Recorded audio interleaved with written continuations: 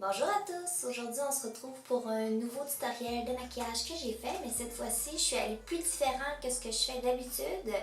En fait, des deux premiers que j'ai fait, au lieu de faire un maquillage plus artistique, j'ai fait un maquillage de soirée. Pour moi, c'est un maquillage de jour parce que je me maquille tous les jours comme ça parce que je travaille là-dedans. Malheureusement, c'est pas sur le maquillage que j'ai fait ici car j'ai pas le temps. Quand j'ai filmé la vidéo, j'étais un petit peu pressée, j'ai pas le temps de filmer d'intro ni de prendre de photos. Alors c'est pour ça que là, je suis obligée de me reprendre et de faire une intro aujourd'hui avec un look différent. Mais si jamais vous voulez voir ce look-là, écrivez-moi dans les commentaires, ça me fait plaisir de le reproduire.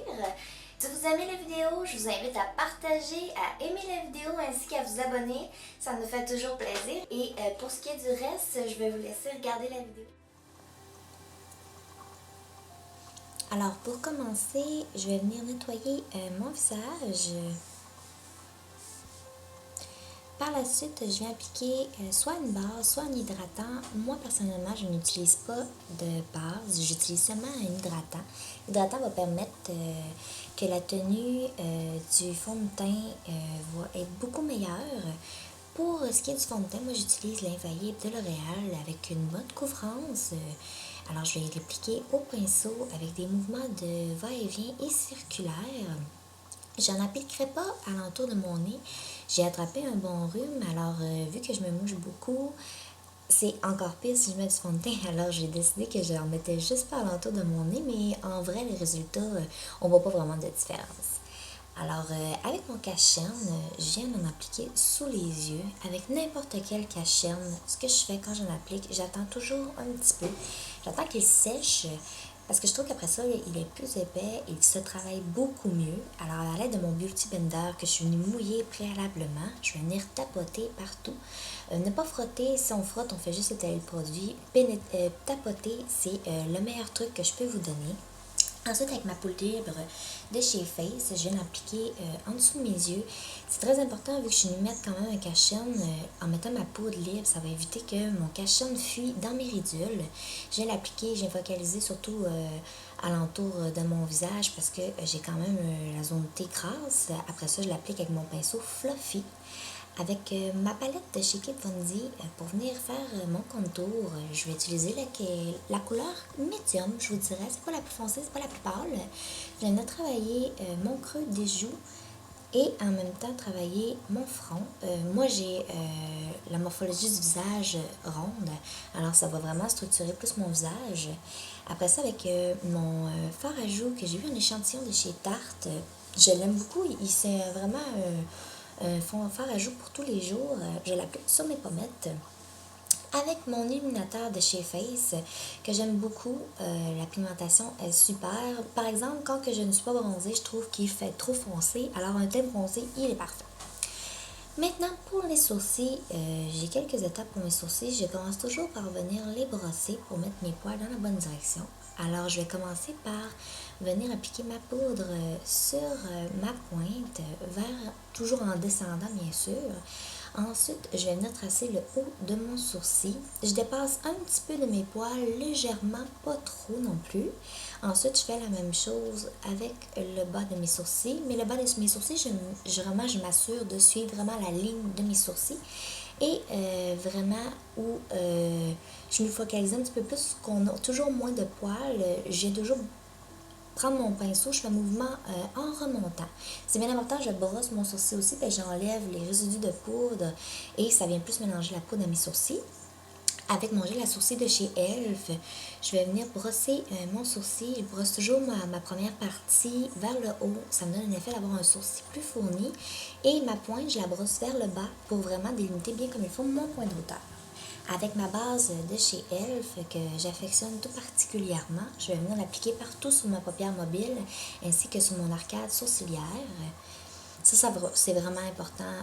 Ne négligez jamais la base. C'est vraiment la tenue de vos ombres en paupières. La pigmentation dépend de votre base. Alors, trouvez-en une qui va être idéale pour vous. Avec une palette de chez Sephora, je me souviens plus trop du nom, je vais appliquer une couleur quand même très pâle dans mon coin interne pour venir illuminer mon regard. Ensuite, je viens l'appliquer quand même à la moitié, je vous dirais, de ma paupière mobile. Après ça, avec la palette de chez Too Faced, la Chocolate Bar qui sent super bon, je vais appliquer une couleur brun quand même pâle. Je vais venir découper mon creux d'œil avec un gros pinceau fluffy. J'en mets pas trop sur mon pinceau. J'aime mieux toujours venir en rajouter que trop en mettre. Mais je travaille vraiment tout le temps à va-et-vient. Vous y allez jusqu'à temps que l'intensité soit quand même bien pour avoir un beau croissant. C'est ça le but de travailler notre creux, c'est d'avoir une belle forme de croissant. Ensuite, je viens prendre une couleur vraiment claire, donner un effet de bomber mon arcade sourcilière, donner un effet de lumière. En même temps, ça vient, je dirais, enlever, ça vient plus estomper ma couleur que j'ai mis au préalable. Après ça, avec une couleur brun, je viens... là, je perds du retard un petit peu, mais avec ma couleur brun, je suis venue travailler vraiment le coin externe de mon œil pour venir plus le définir encore plus. Après ça, je prends ma couleur bleue dans ma palette de chez Sephora. En tapotant, je vais venir l'appliquer sur mon coin externe en la ramenant vers mon milieu d'œil. Ainsi, par la suite, je vais reprendre la couleur pâle du début, puis venir la tapoter par-dessus aussi. Alors, avec encore un brun chaud, je vais venir au ras de mes cils pour intensifier un petit peu ma ligne de cils. Et j'ai rajouté encore un petit peu plus une couleur foncée vraiment dans le coin externe. Par la suite, avec mon eyeliner de chez NYX, c'est pas mon préféré, mais je trouve qu'il se travaille quand même très bien. La pigmentation, il fait quand même noir, mais j'ai vu mieux. Ma technique à moi pour me faire un beau eyeliner, toujours garder les yeux ouverts, ne jamais faire l'eyeliner les yeux fermés. Vous ne voyez pas qu'est-ce que vous faites. C'est très important de le faire toujours les yeux ouverts. On voit où est-ce qu'on met notre pinceau, on voit où est-ce que notre noir est délimité. Moi, je commence toujours par faire le milieu de mon œil. Ensuite, je fais le coin interne. Et ensuite, je fais le coin externe. Je dessine toujours ma pointe. Moi, je fais une belle pointe longue. C'est optionnel, vous n'êtes pas obligé d'aller aussi loin que moi. Moi, c'est parce que moi, c'est mon genre, j'adore ça. Et ensuite, toujours avec mon œil ouvert, j'en rajoute. Je regarde toujours, je fais un peu, je regarde, j'en fais un peu, comme là, vous voyez. Je vais toujours m'assurer, vous êtes toujours mieux d'y aller petit peu par petit peu que trop en mettre, puis vous rendre compte que là, il faut tout effacer. Parce que si vous effacez rendu là, ça va juste gâcher toutes les belles ombres à paupières que vous avez mis au préalable.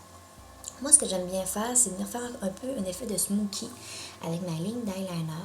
Là, je suis venue prendre un noir de la palette Naked 2. Vous auriez pu prendre n'importe quel autre noir. Moi, j'ai pris celui-là parce que je trouve que la pigmentation et le noir est très intense. J'ai à l'aide d'un pinceau quand même biseauté, tapoter ma ligne de eyeliner et en tapotant, je vais dépasser un petit peu et ça donne un effet un peu plus fondu et ça donne un effet d'épaississement des cils du même coup.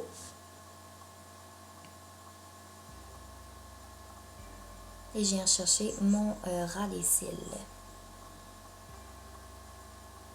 Ensuite, je vais passer au mascara. Pour moi, le mascara, c'est pas l'étape la plus cruciale parce que je rajoute des faux cils.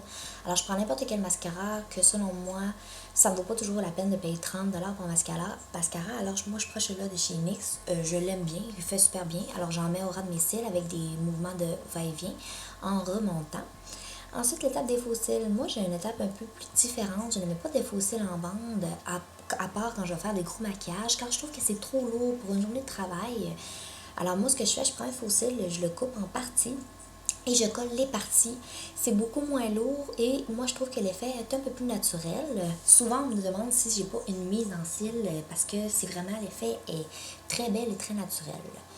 Alors pour les lèvres, moi vu que, comme je vous ai dit, pour vous ça peut être un maquillage de soirée, mais vu que pour moi c'est un maquillage de jour, j'ai les yeux quand même très chargés, je suis mieux avec les lèvres, aller avec quelque chose de plus discret un petit peu. J'ai juste pris un crayon à lèvres New pour venir délimiter mes lèvres et en même temps leur donner un petit peu plus de forme. Et ensuite tout simplement avec un gloss, je repasse sur mes lèvres pour donner un petit peu plus de volume. Alors pour mon maquillage, ça ressemble pas mal à ça. J'espère que vous avez aimé ça. J'espère que le voice over par-dessus vous a quand même plu. Je me suis dit que ça ferait changement, comme ça je pouvais me concentrer mieux dans mon maquillage. Alors j'espère que ça vous a plu et si vous avez aimé ça, vous me le direz dans les commentaires. Bye bye!